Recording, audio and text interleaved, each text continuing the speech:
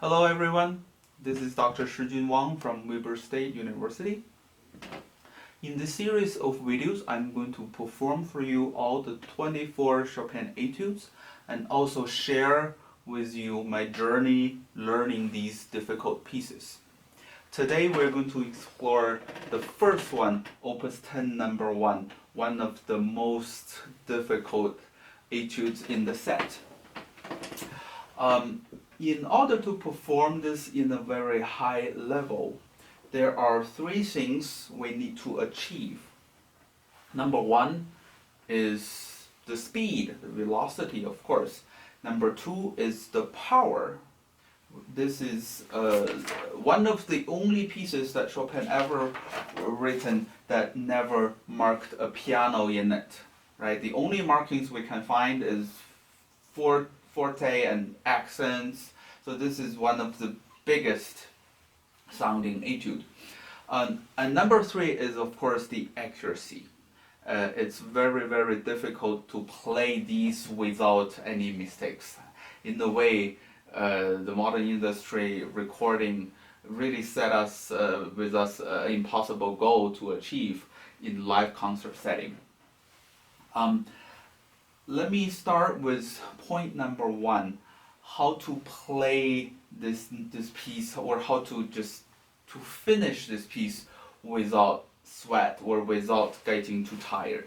I think one of the most essential technique we need to learn in order to play this successfully is to learn how to relax our hand, to relax our arm, so that the speed, the power, the accuracy can be executed. I treat this I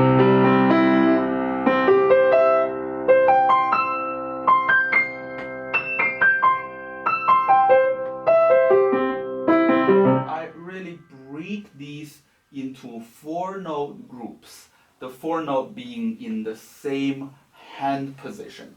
And what I do is, after I play 4 notes, I mentally prepare myself, I consciously ask my hand or ask my wrist to do this motion so that I can release the tension.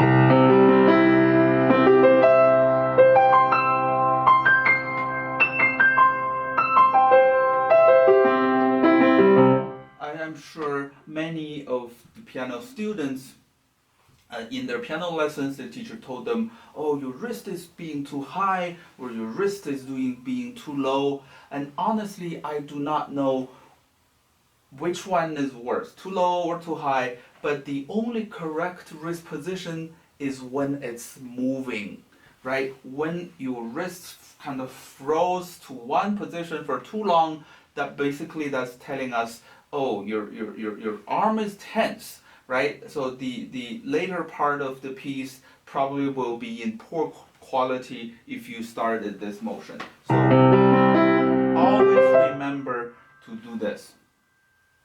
Also, we face another interesting fact that for our right hand, for everybody, for our right hand to play towards the right side is more comfortable than for it to go back towards our torso.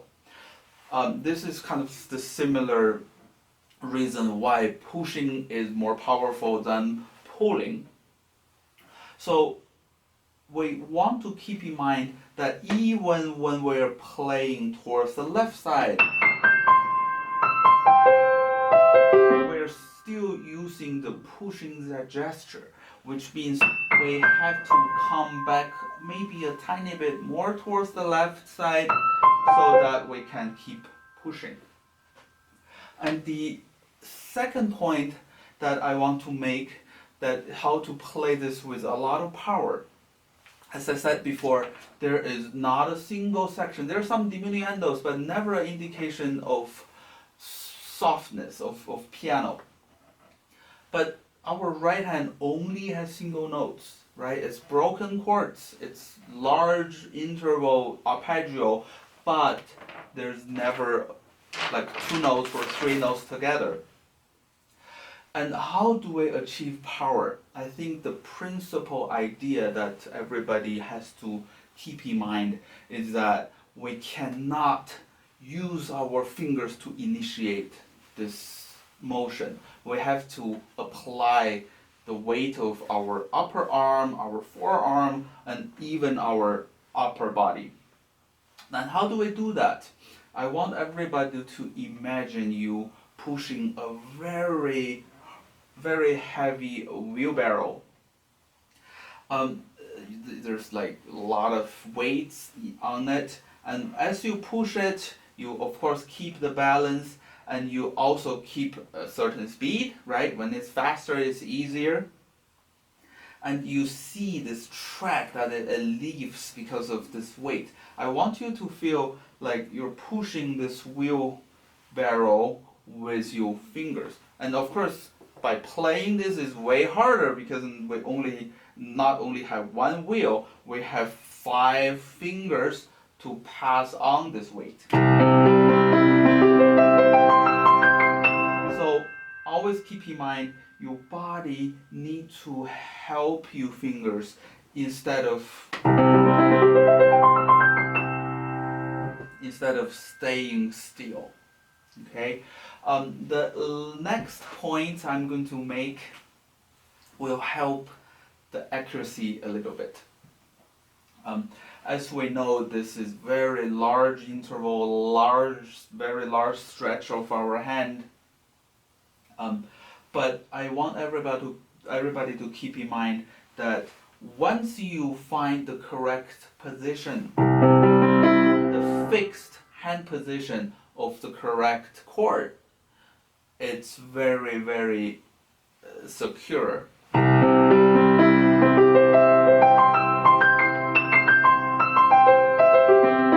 But the trick is we have to change our hand position in such a fast speed.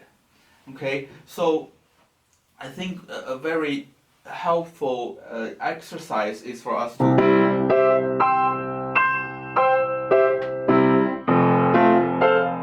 try to find the next chord. And also please keep in mind that when we go up, the first note that encounters this new position is played by your second finger. So keep in mind to make the second finger very secure. When we go down, the first finger that encounters this new hand position is our pinky.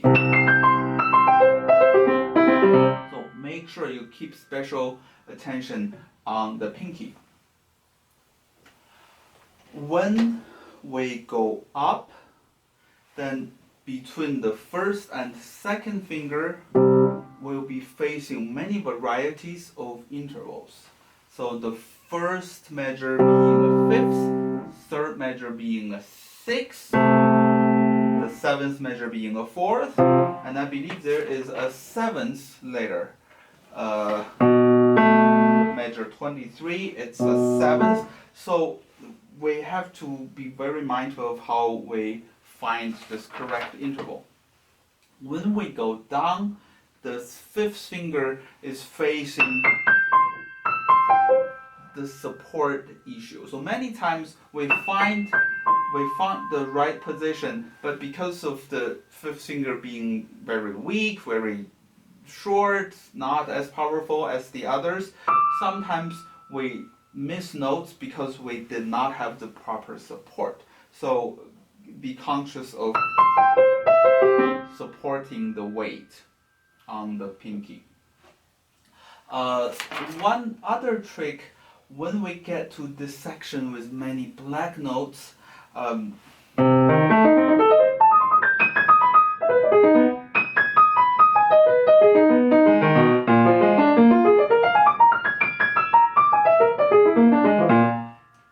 if we keep our fingers a little flat, it will help tremendously, because of course the black keys the surface is a lot smaller than the white keys. I think it's almost only half of the white keys. So if we make sure our fingers has bigger surface, then it helps to play the correct notes.